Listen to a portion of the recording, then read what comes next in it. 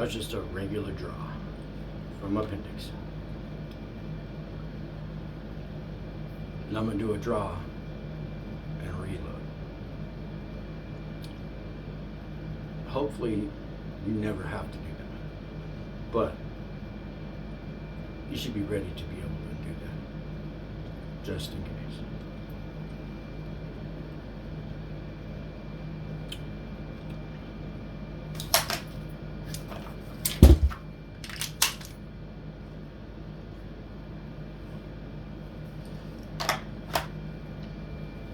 That's reload.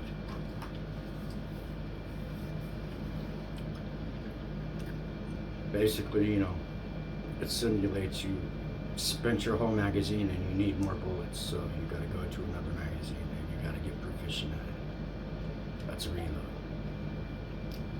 Next, I'll do a double reload. God forbid you ever have to have a double reload. If you're any good, you probably get every bit of your business done on the first draw. Amen.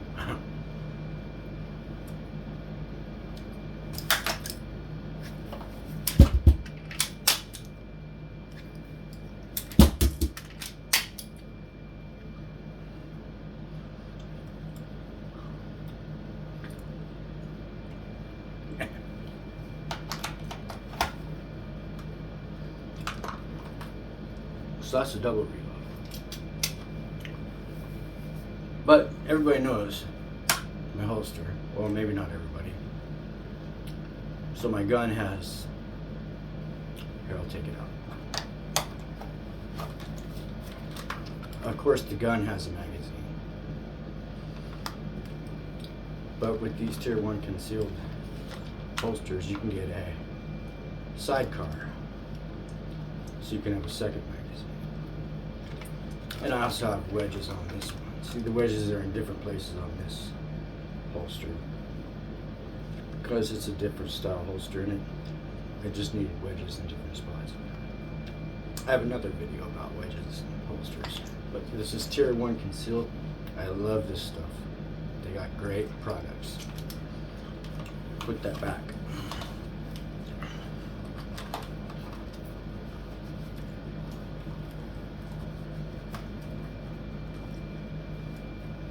Okay. So where's the second mag come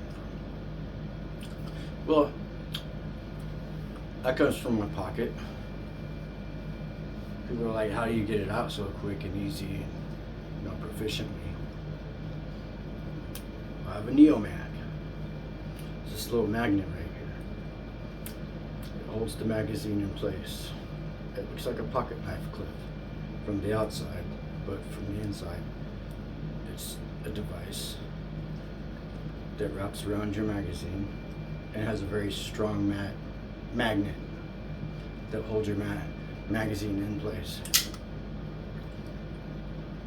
And then you just make sure that you put it in your Neo mag, that's what they're called,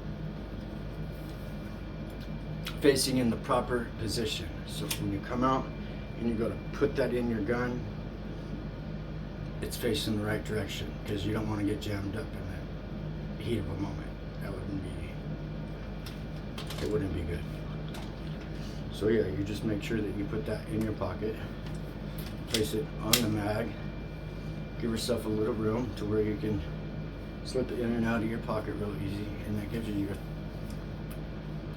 that's your second reload. So you're loaded up already with one mag. Then you need a reload. And like I said, God forbid you need another reload. But that's where that third magazine comes from.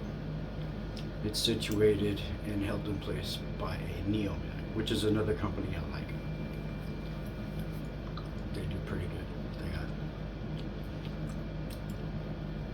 They got a deep concealed Neo mag where it goes in your pocket real deep and nobody can see it. And then they got one that's just kind of flush. It's just right there, like you don't care. Range day, it doesn't matter if people see it or whatever. Anyway, so I just wanted to go over the different types of draw, because to some folks, when they're looking at my videos, possibly they're just like, he's doing the same thing every time. He's just doing the same thing. No, kind of, but not really. I'm emulating different situations. One where you just need your gun. Bap, bap, you're done, you put it away, that's it. Another situation is, you need your gun, you spend all your rounds, and you need more rounds. And then so you go in for a reload. That's another scenario, an additional scenario. And like I said, God forbid you have to go for that third mag for another reload. And that's simulating you going for that third magazine from your pocket. So it's kind of all the same emotions, except for the Neomag, of course, because you got to train for that. You can't. That's not gonna just come natural. I'm not just good at this. This took thousands of reps.